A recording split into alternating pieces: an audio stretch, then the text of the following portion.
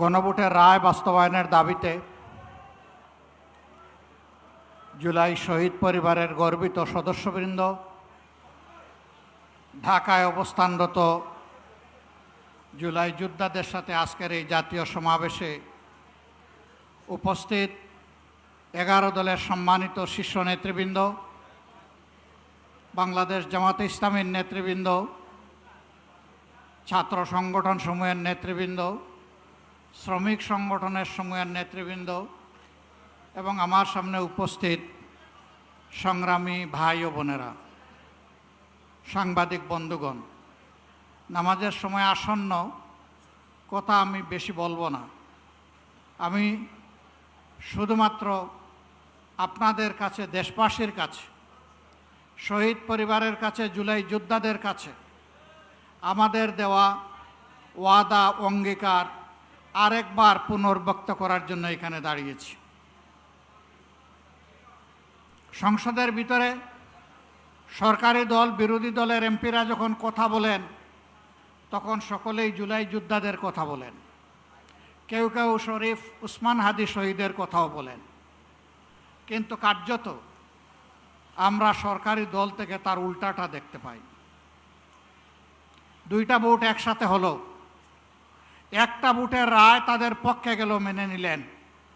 তারা দাবি করেন 51% মানুষ তাদেরকে ভোট দিয়েছে। আরেকটা ভোটে জনগণ 70% গণভোটে হা বলেছে। তারা 51% মানেন, কিন্তু 70% মানেন না। এটা লজ্জার, এটা দুঃখের। ওই 70%-এর রায় যেদিন বাস্তবায়ন হবে, বাংলাদেশ থেকে সত্যিকার অর্থে সেদিনই স্বৈরতন্ত্র বা ফ্যাসিবাদ বিদায় নেবে। বিএনপি প্রত্যেকটি বিষয়ে পতিত, পালিয়ে যাওয়া ফ্যাসিবাদের রাস্তা ধরে হাঁটা শুরু করেছে। আমরা একসাথে মজলুম ছিলাম।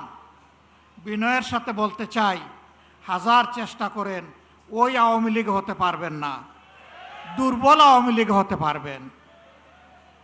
সেই আওয়ামী লীগ যারা জাতিকে নিয়ে, বিরোধী দলকে নিয়ে ব্যঙ্গ বিদ্রুপ করত, আজকে তারা কোথায়?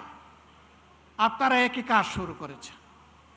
যে আওয়ামী লীগ তাদের পুষ্য লাঠিয়ালদেরকে দিয়ে সমাজের বিভিন্ন জায়গায় কর্তৃত্ব কায়েম করেছিল, সেই আওয়ামী লীগের পাশে তাদের দুঃখের দিনে কোনো লাঠিয়াল এসে দাঁড়াতে পারেনি। আফসোসের বিষয়, রাষ্ট্রের মৌলিক যে সমস্ত জায়গায় পরিবর্তন দরকার, সুশাসন কায়েমের জন্য, সত্যিকারের স্বাধীনতার স্বাদ জনগণকে দেওয়ার জন্য, প্রত্যেকটি বিষয়ে বিএনপি বিরোধিতা করে চলছে। এটি জাতির সাথে সুস্পষ্ট প্রতারণা। তারা তাদের দেওয়া 31 দফা কর্মসূচি সংস্কারের, তাদের ইশতেহার, এটারও তারা বিরোধিতা করছে। আমার মনে হয় তারা যে বিরোধিতা করছে, এই জ্ঞানটাও বোধহয় তারা হারিয়ে ফেলেছে।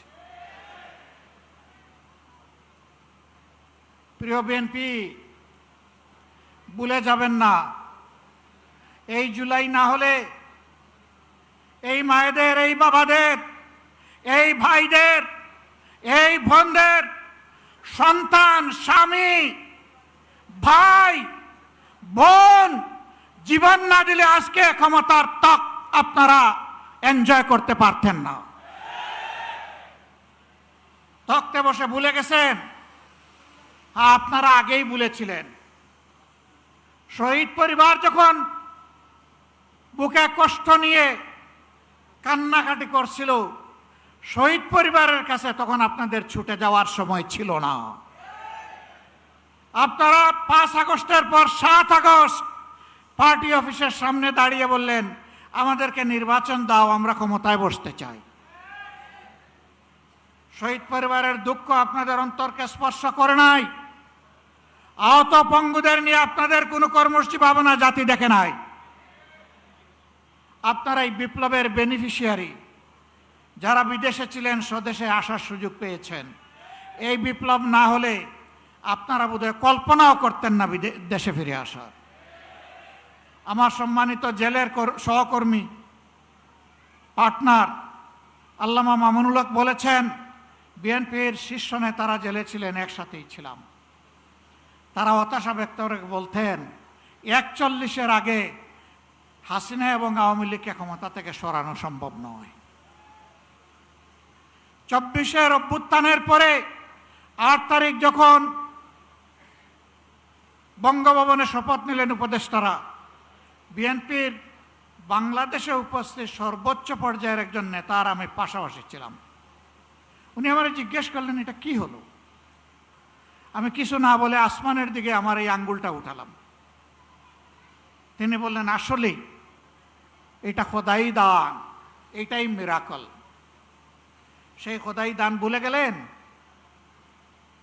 এখন কেউ কেউ দাবি করে অমুক আন্দোলনের মাস্টার মাইন্ড, অমুকের নেতৃত্বে এই আন্দোলন সফল হয়েছে। এগুলা সব ভুয়া। আমরা কারণ ন্যায্য অবদানকে কখনো আমরা অস্বীকার করি না। আন্দোলন আমরা সবাই করেছি, কিন্তু আমরা তীরে ভিড়তে পারি নাই। আমাদের তরি সমুদ্রে ভাসমান ছিল। জুলাই আন্দোলনের নায়করা এই তরি নিয়ে ঘাটে ভিড়েছে, জাতিকে মুক্তির পথ দেখিয়েছে। তাদেরকে সম্মান করতে, ভালোবাসতে শিখুন। তাদের নিয়ে তুচ্ছ তাচ্ছিল্য করবেন না। আপামর ছাত্র সমাজ জীবন বাজি রেখে তখন ঝাঁপিয়ে পড়েছিল। শ্রমিকরা পাশে দাঁড়িয়েছিল, মারা রাস্তায় নেমে এসেছিল, স্ত্রী তার স্বামীকে পানি এগিয়ে দিয়েছিল, সন্তান কুলে নিয়ে মা রাস্তায় নেমে এসেছিলেন। এই দিনগুলো ভুলে যাবেন না। সংগ্রামী ভাই বোনেরা, আমরা এখানে আগামী দিনের আন্দোলনে শরিক হওয়ার জন্য দাওয়াত দিয়ে আপনাদেরকে এখানে আনি নাই। আমরা এনেছি কৈফিয়ত দিতে। আপনাদের প্রত্যেক ব্যক্তি এবং পরিবারের কাছে আমাদের দায়বদ্ধতা আছে। আপনাদের কারণেই আজকে আমাদের এই রাজনীতি, এই সংসদে যাওয়া, এই নির্বাচনে অংশগ্রহণ করা। আমরা কি পারলাম কি পারলাম না তা আপনাদের জানার অধিকার আছে। সংসদে আমরা প্রথম দিনে দাবি তুলেছি, আমরা শপথ নিয়েছি। তারা শপথ নেন নাই। জাতির সাথে দেওয়া ওয়াদা ভঙ্গ করে জাতির সাথে তারা প্রতারণা করেছে। এরপরে যখন জাতিকে প্রতারিত করা হয়েছে, আমরা নোটিশ দিয়ে আলোচনার ব্যবস্থা করেছি। তারা তার বিরোধিতা করেছেন। যে আইনগুলো সংশোধন না হলে, যে অধ্যাদেশ বাস্তবায়ন না হলে ফ্যাসিবাদী শাসনের পরিবর্তন হবে না, সেই সবগুলা আগের মতো, আগে স্বৈরাচারী সরকারের মতো রাখার পক্ষে তারা অবস্থান নিয়েছে।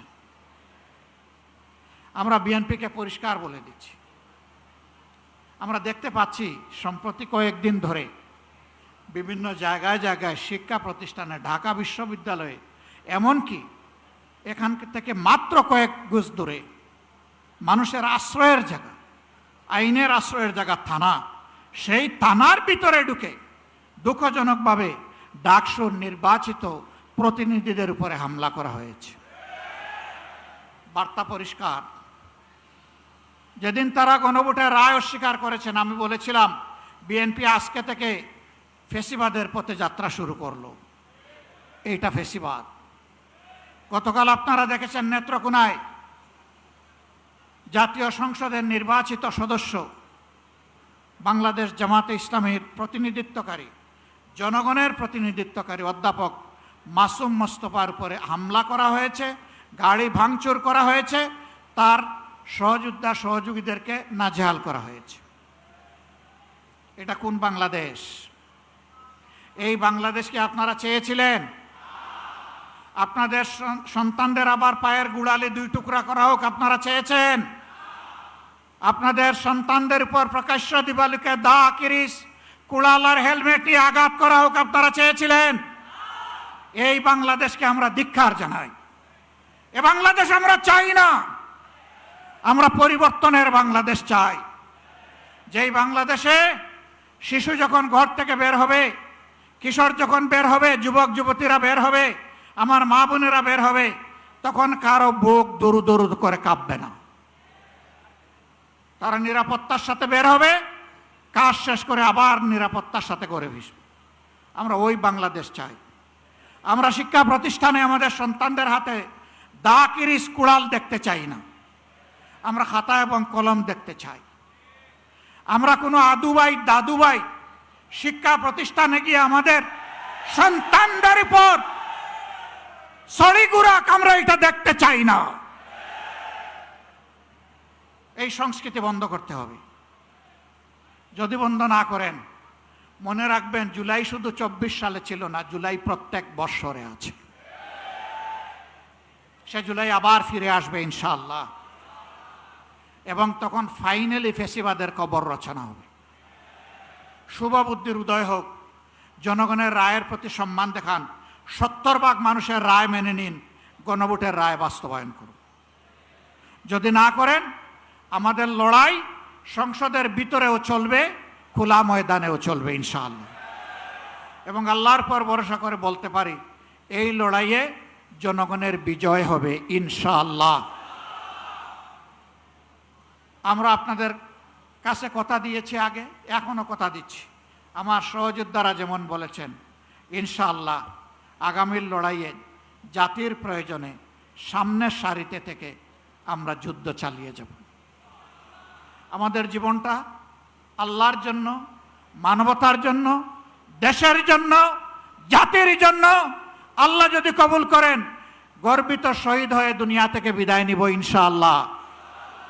গতকালকে এই জায়গায় আরেকটা সমাবেশ ছিল, পরিষ্কার বলেছি, সিগালের মতো 100, 1000 বছর বাঁচতে চাই না, বিড়ালের মতো বাঁচতে চাই না, সিংহের মতো প্রয়োজনে 1 সেকেন্ড আয়ু চাই আল্লাহ তাআলার কাছে। ওইটাই গর্বের। ইনশাআল্লাহ জনতার বিজয় হবে। আমরা নিরাশ নই, আমরা গভীর আশাবাদী। এ বাংলাদেশ পাল্টাবে, নতুন বাংলাদেশ গড়া হবে ইনশাআল্লাহ। সেই বাংলাদেশ গড়ার প্রত্যাশায় সারা দেশবাসীকে আমরা পাশে চাই, এবং আমরাও দেশবাসীর সাথে থাকতে চাই। আমাদের কোনো নিজস্ব দলীয় ব্যক্তিগত কোনো দাবি দেওয়া নাই। আমাদের সমস্ত দাবি দেওয়া দেশবাসীর অধিকার আদায়ের জন্য। এ লড়াই চলবে ইনশাআল্লাহ। লড়ে যাব ইনশাআল্লাহ, আল্লাহ সাহায্য পাবো ইনশাআল্লাহ, আমাদের বিজয় হবে। আল্লাহ হাফিজ। বাংলাদেশ জিন্দাবাদ। বাংলাদেশ জামাতে ইসলামী জিন্দাবাদ। 11 দলীয় ঐক্য জিন্দাবাদ। জনগণের বিজয় হোক। 36 জুলাই জিন্দাবাদ।